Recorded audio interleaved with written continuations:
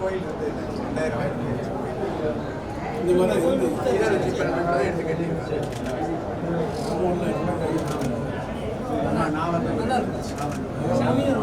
சாமி அதான் சொன்னேன். சாமி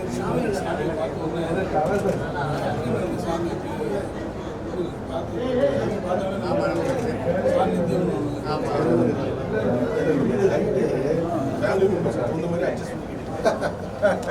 நல்லா வளர்த்தீங்க. எங்கள் அப்பா அந்த காலத்தில் வீட்டில் வந்து 1942 வந்து ராமநாதபுரம் ஆரை ஸ்பெஷல் ஆரையாக இருந்தேன். பிரிட்டிஷுக்கு வந்து இந்த இது வந்து தானியங்கள் இதுக்கு பார்த்து போகிறாங்க. செகண்ட் வேர்ல்டு வார் பிரான்ஸ் போகிறாங்க. அதில் சம்பாரிச்ச காசு கிரானரியெல்லாம் நல்லா வச்சுருந்தாங்க. அது மாதிரி ஏன்னா அவங்களுக்கு நெல் கலஞ்சி படலக்குடி ஆதீனம்னா ஏஜென்ட் இன்ஃபேண்ட்ரி வந்து திருச்சி ராபரி நிறையா மெஜாரிட்டி கம்யூனிட்டி கொஞ்சம் படித்தது எழுத படிக்க தெரியும். அதனால் அவர் ஆரையா கொடுத்தாங்க.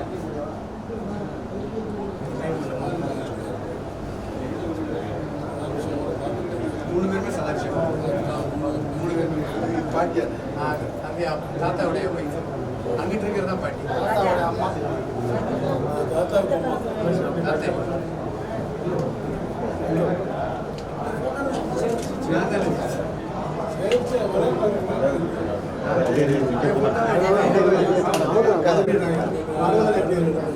அதே மாதிரி அப்பாவும் அங்கே அப்பா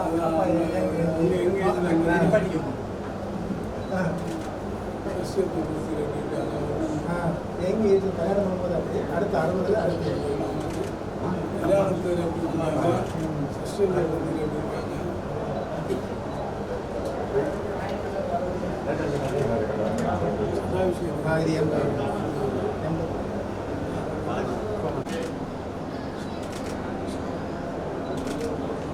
மலருடைய மாமா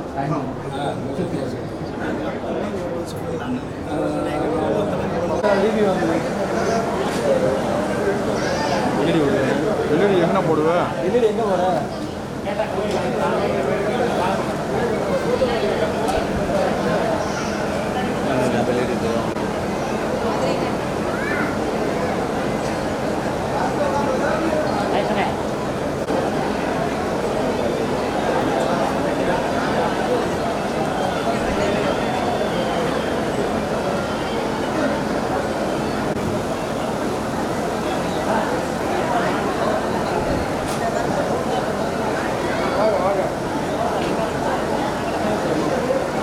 விழாவை நாம் அனைவரும் ஏற்பாடு செய்திருந்த இந்த வேளையில் இந்த ஒரு மகத்தான ஒரு திருவிழாவிற்கு நாம் அனைவரும் இங்கு வந்து அனைவருடைய ஒரு எதிர்பார்ப்புகளுக்கும் ஈடு கொடுக்குமாறு இந்த விழா மிக விமரிசையாக நடந்து கொண்டிருக்கிறது.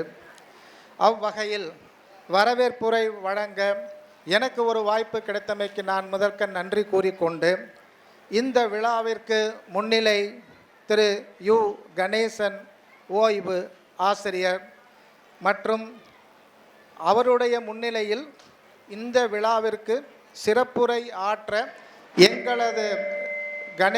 எங்களது ஜெகநாத பிள்ளை, அவருடைய மைந்தர் சுப்பிரமணிய பிள்ளை, பாப்பாத்தி அம்மாள் இவர்களுடைய மைந்தர்களில் இப்பொழுது எங்களுடைய இந்த இல்லத்தின் புதுப்பிப்பதற்கும் இந்த வளாகத்தை இவ்வளவு தூரம் உயர்த்தி கொண்டு வருவதற்கும் உறுதுணையாக இருந்த எங்கள் சித்தப்பா திரு ஜெகநாதன் ஓய்வு கருவூல அதிகாரி அவர்கள் தங்கள் முன்னிலையில் சிறப்புரை ஆற்றுவார்கள். அது மட்டுமல்லாது சுப்பிரமணிய பிள்ளை, பாப்பாத்தி அம்மாள் புதுப்பிக்கப்பட்ட இந்த நினைவு இல்லத்தை மற்றும் தெய்வ திரு கணேசன் பானுமதி அம்மாள் ஆன்மீக அறக்கட்டளை அவற்றின் விழா மடலையும் எங்களின் சார்பாக, எங்கள் குடும்பத்தின் சார்பாக இவ்விடம் அவர்களுடைய அநேக பணிகளுக்கு நடுவில் இந்த விழாவிற்கு வர வேண்டும் என்று ஒரு முடிவு செய்து நம்மை எல்லாம் குளிர்விக்க வந்திருக்கும் மாண்புமிகு திரு KKSSR ராமச்சந்திரன் அமைச்சர், தமிழ்நாடு அரசு மற்றும் மற்றும் மாண்புமிகு திரு தங்கம் தென்னரசு அவர்கள் அமைச்சர் அவர்களையும் நாங்கள் மனமுவந்து எங்களது குடும்பத்தின் சார்பாகவும் இந்த கவூர் கிராமத்தின் சார்பாகவும் எங்களுடைய மனமார்ந்த வரவேற்புகளை நாங்கள் அவர்கள் பாதங்களில் சமர்ப்பித்து இந்த விழாவையும் இந்த இல்லத்தையும் புதுப்பித்து விழா மலரையும் வெளியிட வேண்டுமாறு அன்புடன் கேட்டுக்கொள்கிறோம்.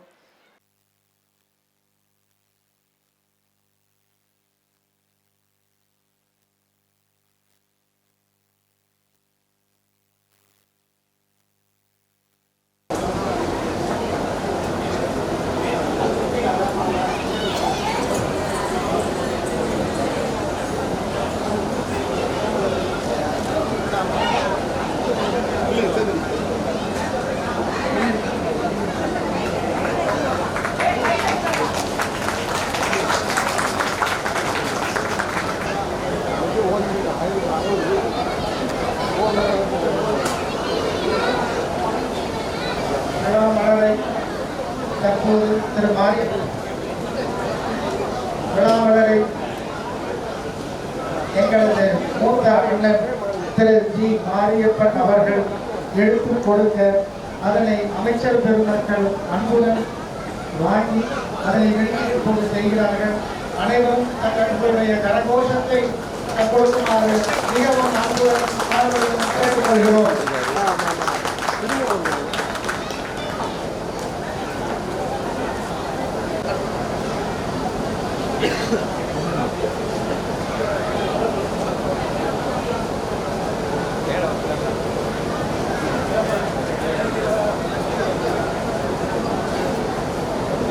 அடுத்த கட்டமாக எங்களது சுப்பிரமணியம் பாப்பாத்தி அம்மாள் அவர்களுடைய மகனான திரு ஜெகநாதன் அவர்கள் தமது சிறப்புரையை ஆற்றுவார். குடும்ப அங்கத்தினர்களில் ஒருவராக விளங்குகின்ற தமிழ்நாடு அரசின் வருவாய்த்துறை மற்றும் பேரிட அமைச்சர் அவர்களே, எங்களுடைய குடும்பத்தில் ஒருவராக, எங்களது உடன்பிறவா சகோதரராக எங்களை ஆதரித்து வரும் தமிழ்நாடு அரசின் நீதித்துறை அமைச்சர் அவர்களே மற்றும்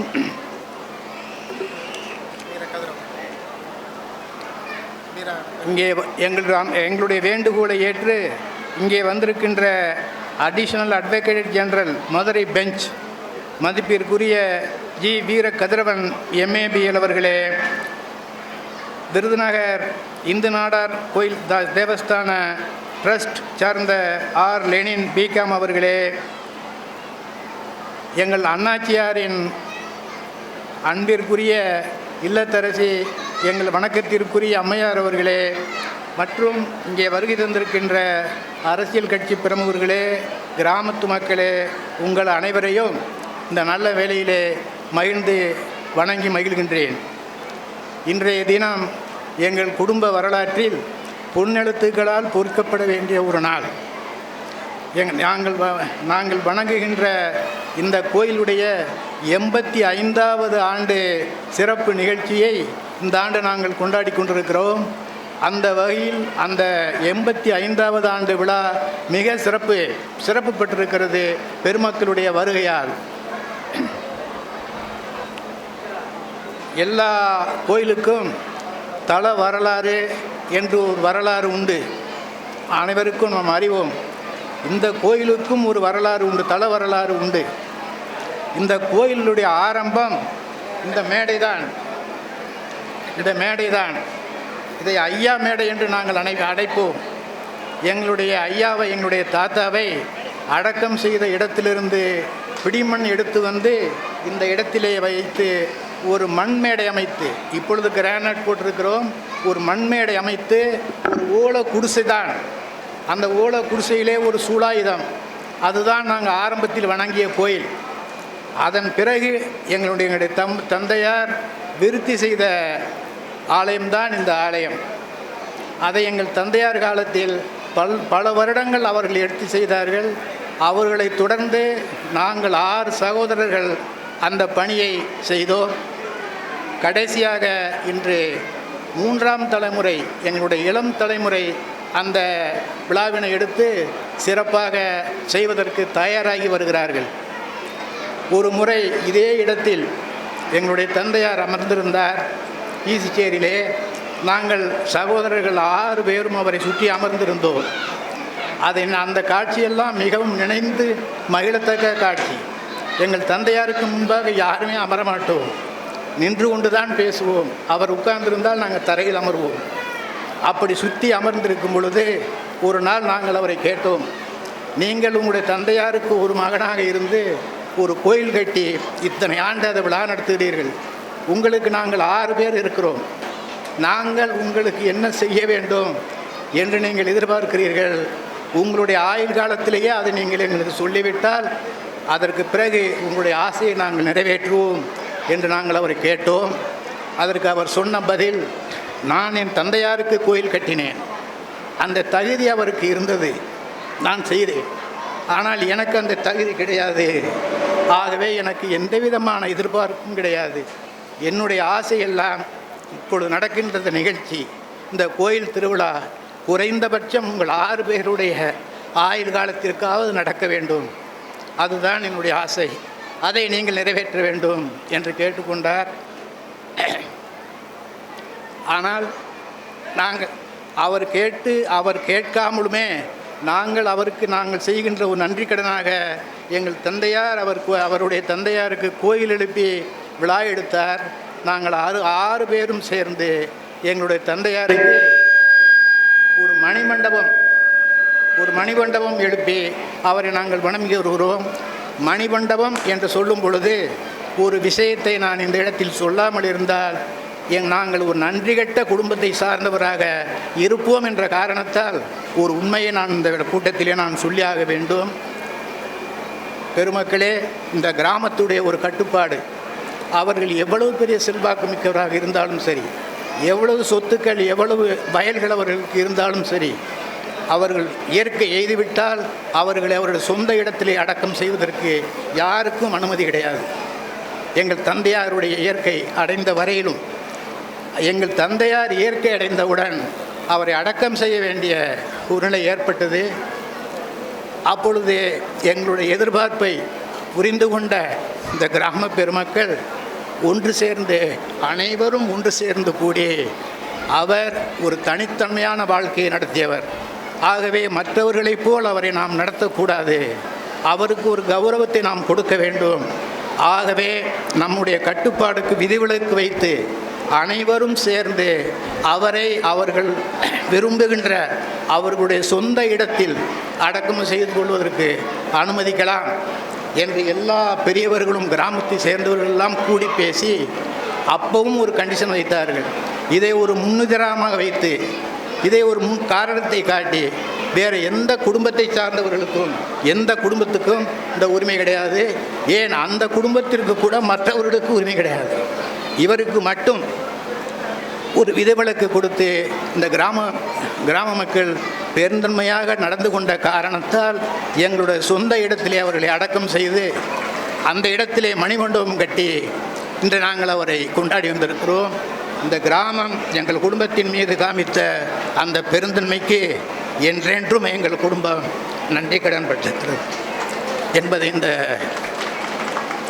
அப்படி சீராட்டி பாராட்டி எங்களையெல்லாம் வளர்த்து ஆளாக்கி எங்களுடைய வாரிசுகளை இன்றைய தினம் உலகமறிய செய்த எங்களுடைய தந்தையாரும் தாயாரும் எங்களுடைய வாரிசுகளுக்கு தாத்தாவும் பாட்டியும் வாழ்ந்த இல்லம் இந்த இல்லம். வெறும் மண்ணால் கட்டப்பட்ட இல்லம். கிட்டத்தட்ட 85-90 ஆண்டுகளாகிவிட்டது. ரொம்ப நலிவடைந்த நிலையில், பழுதடைந்த நிலையில் என்று இடிந்து விடுவோமோ என்று அச்சப்பட்டு வேண்டிய சூழ்நிலையில் அதை புதுப்பிக்க வேண்டிய ஒரு நிலைமை ஏற்பட்டது. நாம் எல்லாருக்கும் தெரியும், நாட்டிலுள்ள ஒரு புராதன சின்னத்தை புதுப்பிக்க வேண்டும் என்று சொன்னால் ஆளும் அரசாக இருந்தாலும் சரி, சமூக ஆர்வலராக இருந்தாலும் சரி, சொல்லுகின்ற கருத்து அந்த சின்னத்தினுடைய பழமை மாறாமல் புதுப்பிக்க வேண்டும். அந்த புராதன சின்னம் அப்படியே இருக்க வேண்டும் என்றுதான் அரசும் சொல்லுகிறதே, சமூக ஆர்வலர்களும் சொல்லுகிறார்கள். அந்த கருத்தின் அடிப்படையில் தான் நாங்கள் தெய்வமாக வணங்குகின்ற எங்களுடைய தாயாரும் தந்தையாரும் வாழ்ந்த இந்த இல்லத்தை புதுப்பிப்பதற்கு முயற்சி எடுத்த பொழுது முற்றிலுமாக ஆர்வத்தோடு செய்து முடித்தவர் எங்கள் 3ஆம் தலைமுறையின் தளபதி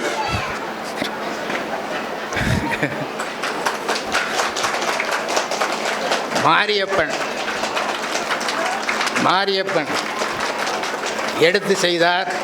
அவர் நினைத்திருந்தால் அந்த பாழடைந்த பழுதடைந்த கட்டிடத்தை முற்றிலுமாக அகற்றிவிட்டு நவீன வசதியோடு ஒரு இல்லத்தை இந்த இடத்திலே ஏற்படுத்தியிருக்கலாம்.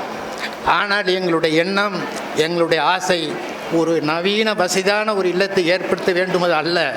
எங்கள் தெய்வங்கள் நடமாடிய அந்த இடத்தை அதே நிலையில் பழமை மாறாமல் புதுப்பிக்க வேண்டும் என்று பெரும் முயற்சி எடுத்து பெரும் பொருட்செலவில் இந்த இல்லம் புதுப்பிக்கப்பட்டிருக்கிறது. இந்த புதுப்பித்தல் வேளையில் எங்களுடைய எண்ணங்களை, எங்களுடைய ஆசைகளை முற்றிலுமாக அறிந்து கொண்டு முழுமையாக உழைத்து இந்த கட்டிடத்தை புதுப்பித்ததில் எங்கள் அன்பிற்குரிய விருதுநகர் இன்ஜினியர் சரவணன் அவர்களுடைய முயற்சி பெரும்பங்கு உண்டு.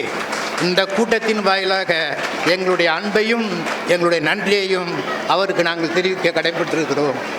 ஆகவே அந்த அப்பேற்பட்ட இல்லத்தை, அந்த நாங்கள் புராதன சின்னமாக நினைக்கின்ற இல்லத்தை, எங்களை பொறுத்தவரை புராதன சின்னம் இந்த இல்லம்தான். அந்த இல்லத்தை மிக பொருத்தமான நபரை வைத்து அவருடைய திருக்கரத்தால் இன்றைய தினம் நாங்கள் திறந்து வைத்த வெள்ளிலே எங்களுக்கு மற்றற்ற மகிழ்ச்சி.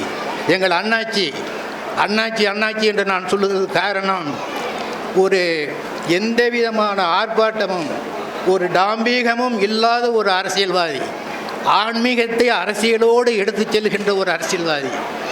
சிறு குழந்தை நினைத்த கூட நினைத்த நேரத்தில் அண்ணாச்சியை சந்திக்கலாம். அவர் அவ்வளவு எளிமையான, மக்கள் அணுகுவதற்கு மிக மிக மிக எளிமையான மனிதர்.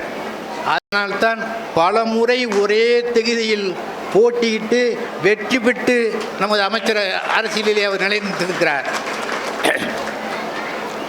அவருடைய கரத்தால் இன்றைய தினம் இந்த வீடு திறந்து வைக்கப்பட்டிருக்கிறது. மிக்க மகிழ்ச்சி.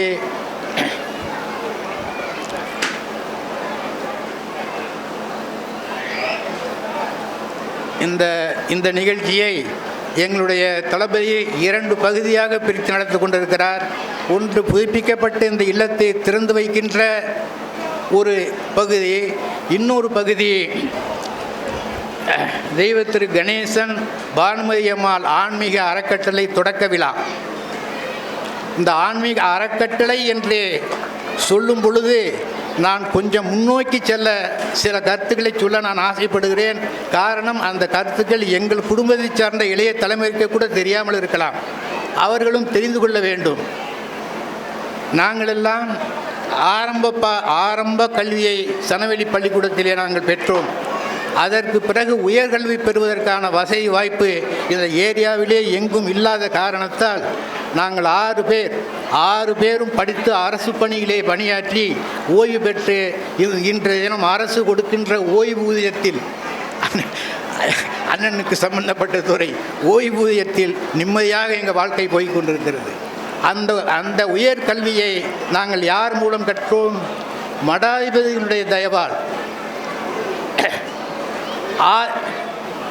ஆதீன கர்த்தாக்களுடைய தயவால், அவர்கள் எங்கள் குடும்பத்தின் மீது காட்டிய அன்பும் அக்கறையும் காரணமாக நாங்கள் உயர்கல்வியை முடித்து அரசு பணியிலே சேருவதற்கான வாய்ப்பு எங்களுக்கு கிடைத்தது. ஆனால் இது போன்ற குக்கிராமத்தில் இருக்கின்ற எத்தனை பேருக்கு மடாதிபதிகளோடும் ஆன்மீகவாதிகளோடும் கேட்கலையா, ஆதீன கர்த்தாக்களோடும் போய் பார்ப்பதற்கு பழகுவதற்கு வாய்ப்பு கிடைக்கும். அந்த உணர்ந்த எங்களுடைய தந்தை, நாம் இருக்கின்ற இந்த பகுதி முன்னேற வேண்டுமானால், ஒரு பகுதி முன்னேற வேண்டுமானால் அந்த பகுதி கல்வியறிவு பெற வேண்டும்.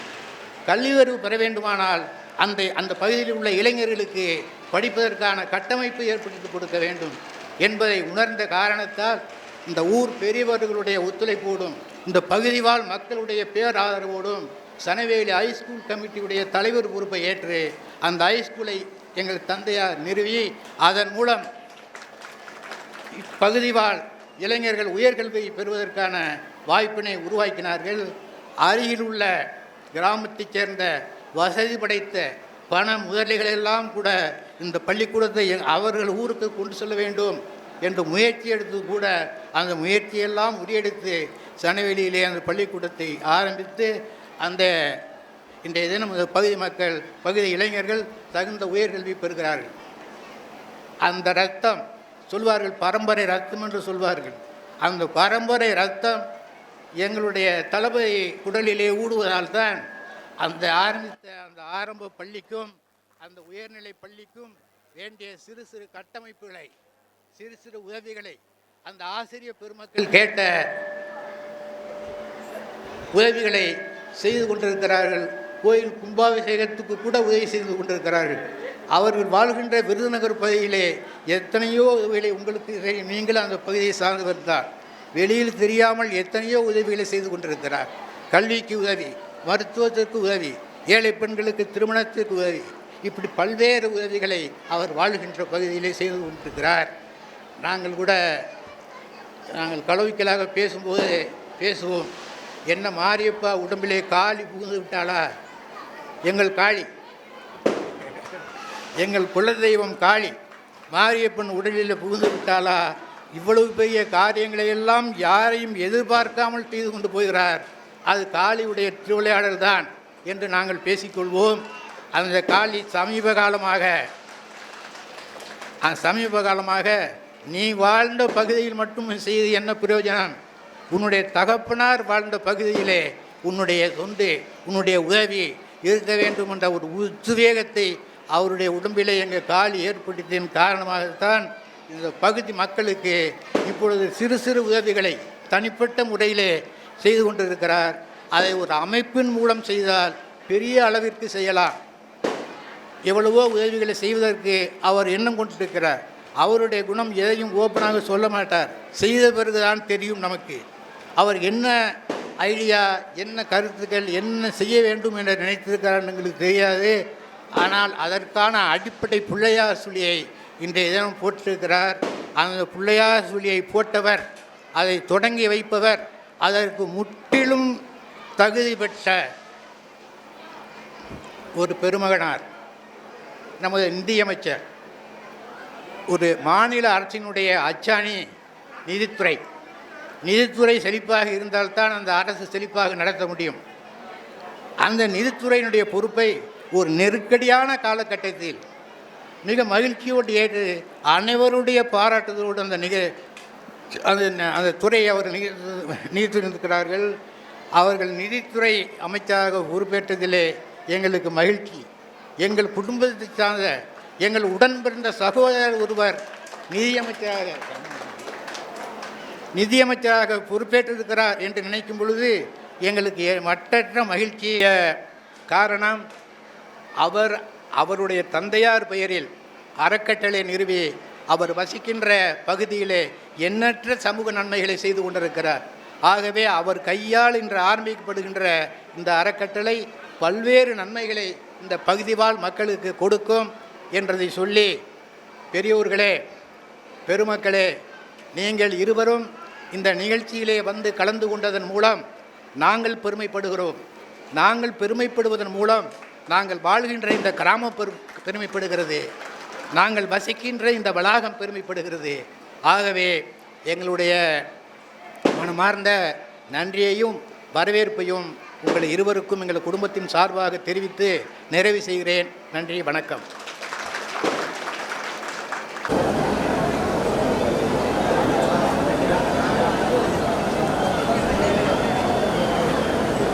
கணேசன் பானுமதி ஆன்மீக அறக்கட்டளையை துவக்கி வைத்தும், இந்த சுப்பிரமணியம் பாப்பாத்தி அம்மாள் இல்லத்தை திறந்து வைத்தும், இதற்கு தன்னுடைய பெரிய முயற்சியையும் தன்னுடைய பெரும் பலத்தையும் தன்னுடைய பெரிய கவனத்தையும் செலுத்தி அத்தனையும்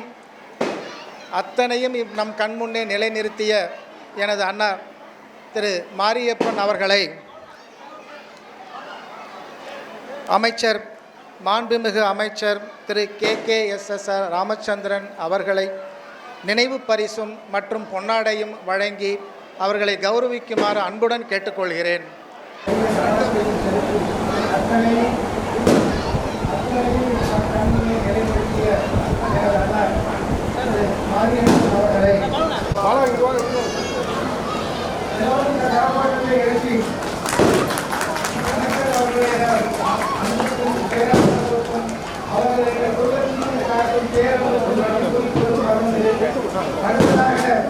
என் அண்ணன் மாரியப்பன் அவர்களை நமது நிதியமைச்சர்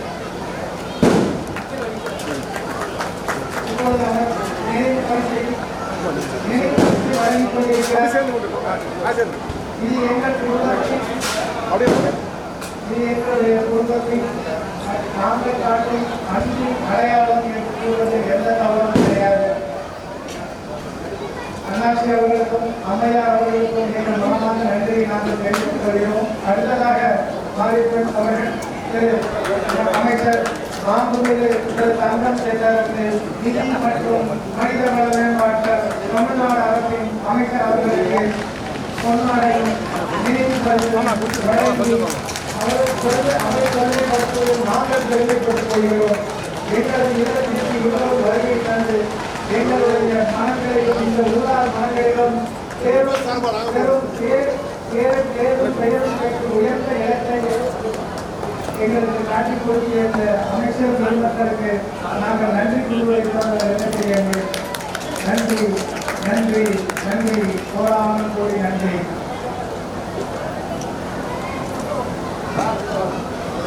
அடுத்ததாக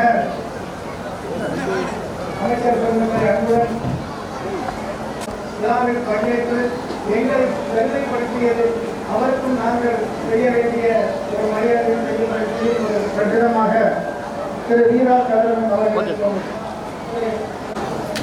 நன்றி, நன்றி, நன்றி. எங்கள் இல்லத்துக்கு வந்து எங்களுடைய விழாவில் கலந்து கொண்டு எங்களுக்கு பேர்கோடை அளித்த திரு வீரா கதிரவன் அவர்கள் அடிஷனல் அட்வொகேட் ஜெனரல்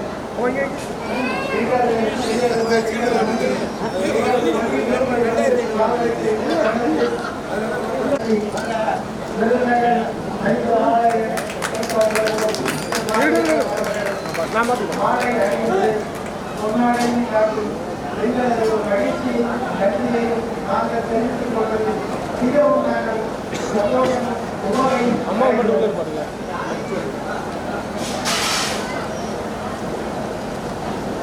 அடுத்ததாக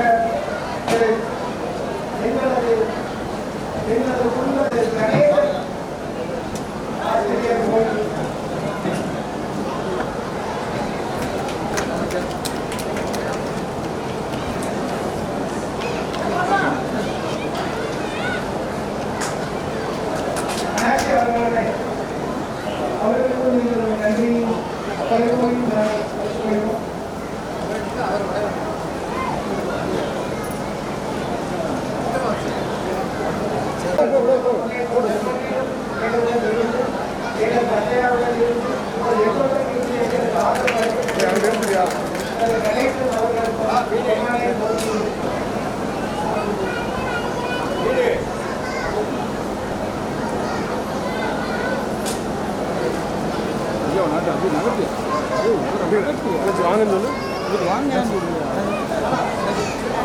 இங்கிட்டு வந்துருங்க ஐயா இங்கிட்டு போயிருங்க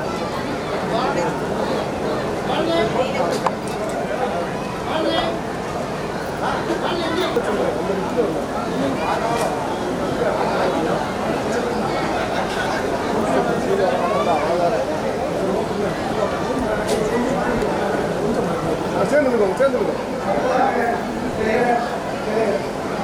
சேனாபதி அவர்கள் இந்த வேலைக்கு வைத்து கௌரவிப்பது நாங்கள் பெருமிதம் கொள்கிறோம்.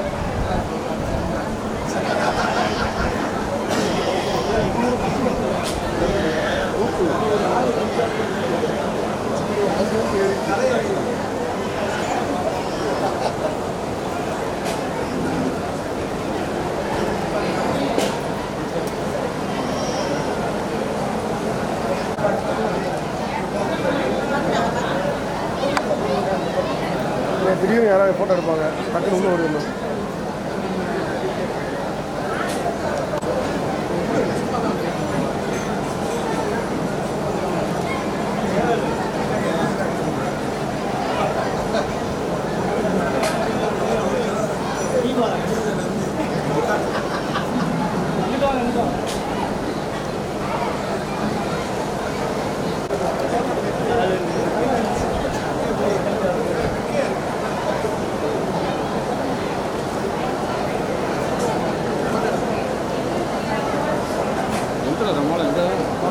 என் பக்கத்தில் வாங்க அப்புறம் தான் உங்களை பார்ப்பாங்க என் பக்கத்தில் வாங்க என் பக்கத்தில் வாங்கப்பா அப்புறம் தான் உங்களை பார்ப்பாங்க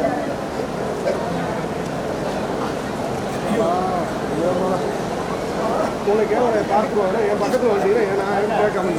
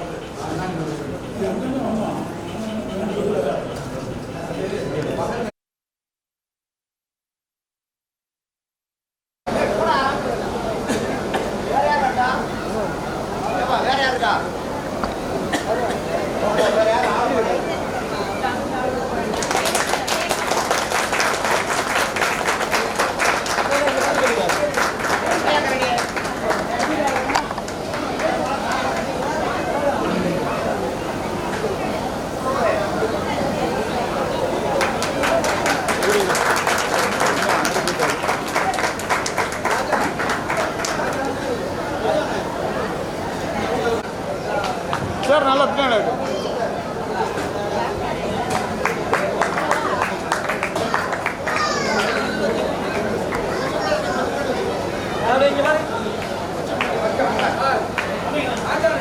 வருஷம் போங்க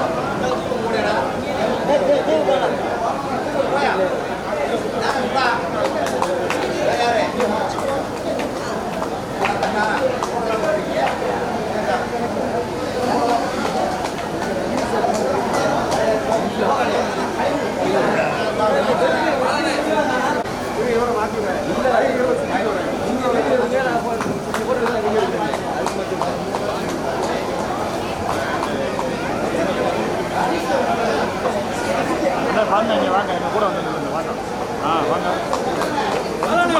வாங்க அவ்வளோதான் இன்னும் கிடையாது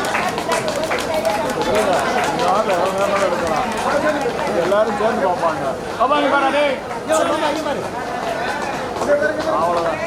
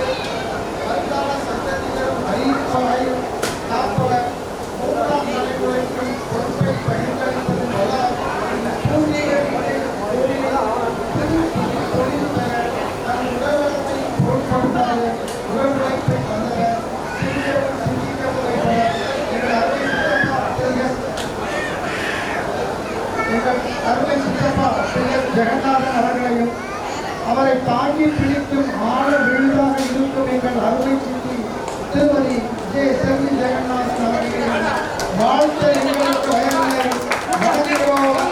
தொடரட்டும் உங்கள் பணி. வாழிய வாழிய பல்லாண்டு பல்லாண்டு பல்லாண்டு.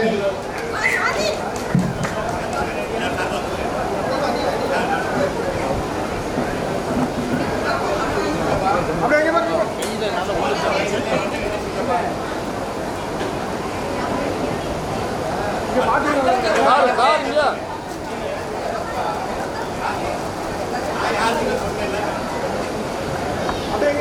இங்கே பாருங்க சரி வைங்க ஆளுங்க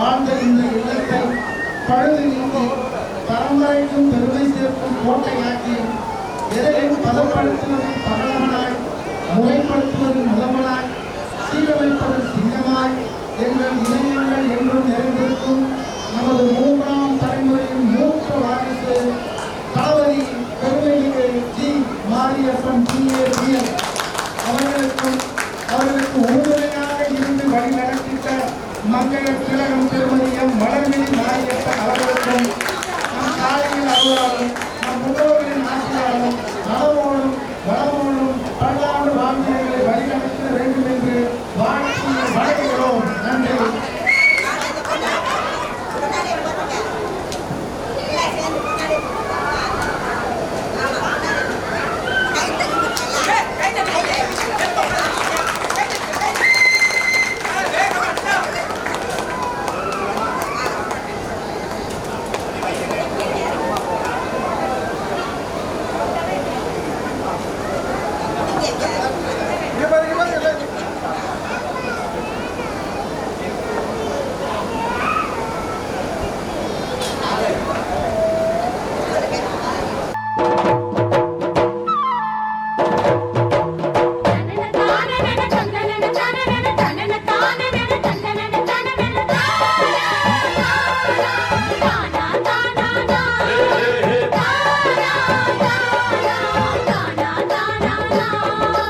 கொடியும் தோரணமும் குங்குமமும் சந்தனமும் தென்னை மாவிலையும் பெருமெங்கும் குமணமும் எங்கும் பொங்க இன்பம் இன்பம் தான் என்றும் என்றும் எங்கள் சொந்தந்தான். கொடியும் தோரணமும் குங்குமமும் சந்தனமும் தென்னை மாவிலையும் பெருமெங்கும் குமணமும் எங்கும் பொங்க இன்பம் இன்பம் தான் என்றும் எங்கள் சொந்தந்தான்.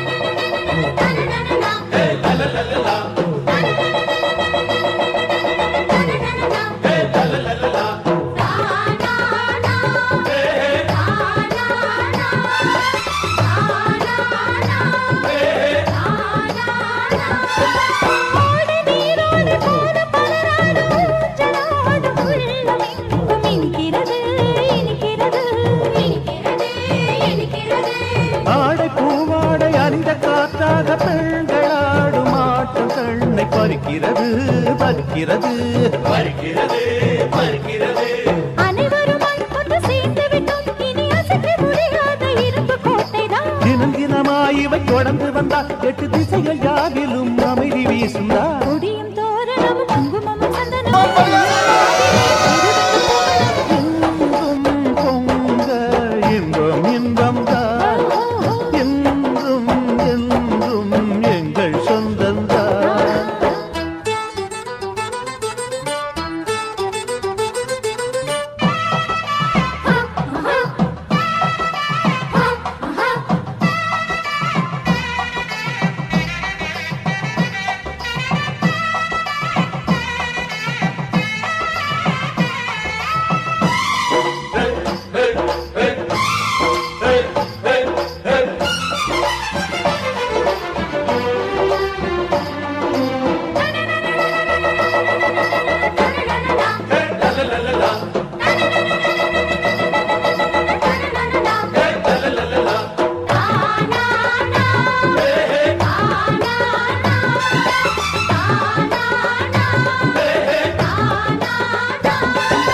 மினுக்க புடல் மினுக்க இளமை நமக்கு இருக்க பாட்டு பாடி ஆட்டமாடி முரசிக்கலாம்